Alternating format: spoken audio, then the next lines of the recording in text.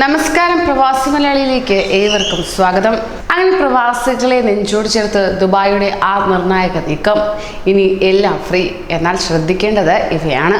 ദുബായിൽ ജീവിത ചെലവ് കുറയ്ക്കാനും നിക്ഷേപകരെ ആകർഷിക്കാനും ലക്ഷ്യമിട്ട് വിവിധ സർക്കാർ സേവനങ്ങൾക്കുള്ള ഫീസ് ഇതിനോടകം തന്നെ ഒഴിവാക്കിയതായുള്ള വാർത്തയാണ് ഇപ്പോൾ പുറത്തേക്ക് വരുന്നത്. 22 സർക്കാർ സ്ഥാപനങ്ങളിലെ 2356 ഫീസുകൾ പുനഃക്രമീകരിച്ചു. ദുബായ് കിരീടാവകാശി Sheikh Hamdan bin Mohammed bin Rashid Al മക്തൂമിന്റെ അധ്യക്ഷതയിൽ നടന്ന ദുബായ് എക്സിക്യൂട്ടീവ് കൗൺസിൽ യോഗത്തിലാണ് പ്രവാസികളടക്കമുള്ളവർക്ക് ആശ്വാസകരമായ തീരുമാനം എടുത്തത് തന്നെ. പൊതുവായനാശാലകളിലെ പ്രവേശന ഫീസ്, വിദ്യാലയങ്ങളിലെ ബോധവൽക്കരണ പരിപാടികൾ, മെഡിക്കൽ പരിശീലനം തുടങ്ങിയവയ്ക്കുള്ള ഫീസുകൾ ഇതോടൊപ്പം തന്നെ ഒഴിവാക്കിയിട്ടുണ്ട്. ആരോഗ്യം, വിനോദസഞ്ചാരം, നിർമ്മാണം, ബോധവൽക്കരണം തുടങ്ങിയ മേഖലകളിലെ നിരവധി ഫീസുകളും റദ്ദാക്കിയിട്ടുമുണ്ട്.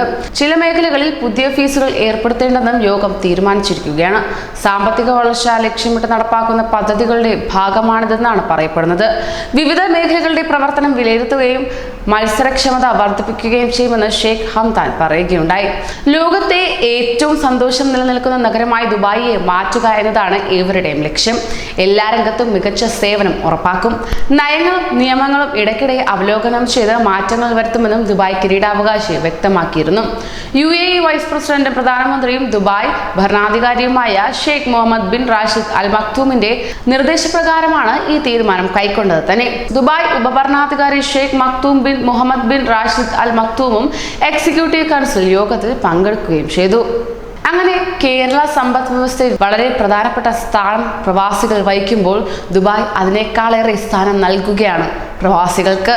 അതാണ് ഈ തീരുമാനത്തിലൂടെ വ്യക്തമാകുന്നത് തന്നെ. കൂടുതൽ പ്രവാസി വാർത്തകൾക്കായി ഈ ചാനൽ സബ്സ്ക്രൈബ് ചെയ്യൂ.